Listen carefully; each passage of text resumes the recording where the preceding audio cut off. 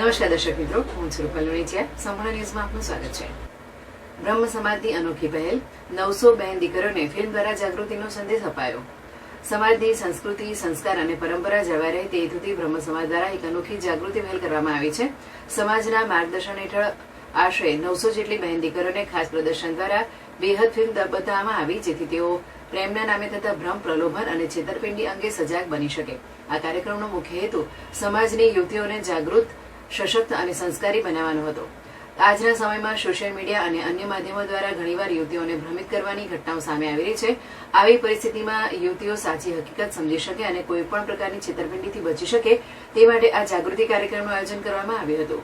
આ પ્રસંગે સમાજના આગેવાનો દ્વારા બહેન દીકરીઓને સંબોધતા જણાવાયું હતું કે જીવનના મહત્વપૂર્ણ નિર્ણયો વિચારપૂર્વક અને પરિવારના માર્ગદર્શન સાથે લેવા જોઈએ.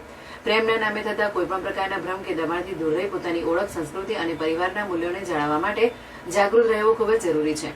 કાર્યક્રમ દરમિયાન સમાજના વડીલો અને આગેવાનો દ્વારા જણાવાયું હતું કે સમાજની બહેન દીકરીઓ શિક્ષિત, સંસ્કારી અને જાગૃત રહે એ સમાજની સામૂહિક જવાબદારી છે. આ કાર્યક્રમ માત્ર ફિલ્મ પ્રદર્શન પૂરતો સીમિત નહોતો, પરંતુ યુવતીઓને યોગ્ય માર્ગદર્શન અને જાગૃતિ આપવાનો એક પ્રયાસ હતો. આ કાર્યક્રમનો વિચાર નિવૃત્ત ચીફ ઓફિસર રમેશભાઈ જોશીને આવ્યો હતો, જે બાદ સમાજના યુવાનોએ એકત્રિત થઈ સમગ્ર કાર્યક્રમનું આયોજન કર્યું હતું. કાર્યક્રમના મુખ્યદાતા રમેશભાઈ જોશી અને સ્નેહલભાઈ મહેતા હતા. આ અંગે મનોજભાઈ ઉપાધ્યાયે જણાવ્યું હતું કે પ્રેમના નામે ખોટા ધંધા શરૂ થયા છે, જેનાથી ભારતની પરંપરા તૂટી રહી છે, પરિવાર ભાવના વિખેરાઈ રહી છે. સોશિયલ મીડિયાના જમાનામાં આપણે સૌ જાગૃત થઈએ અને ભાગેડુ લગ્નનો વિરોધ કરીએ.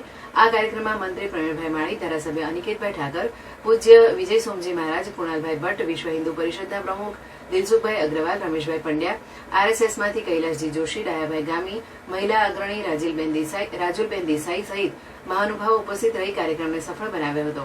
આ અનોખી પહેલને સમાજના સભ્યો અને વાલીઓ દ્વારા ખૂબ સરાહના મળી રહી છે. આગેવાનોનું માનવું છે કે આવી જાગૃતિ પ્રવૃત્તિઓ સમાજને વધુ મજબૂત અને સંસ્કારવાન બનાવવામાં મહત્વની ભૂમિકા ભજવશે.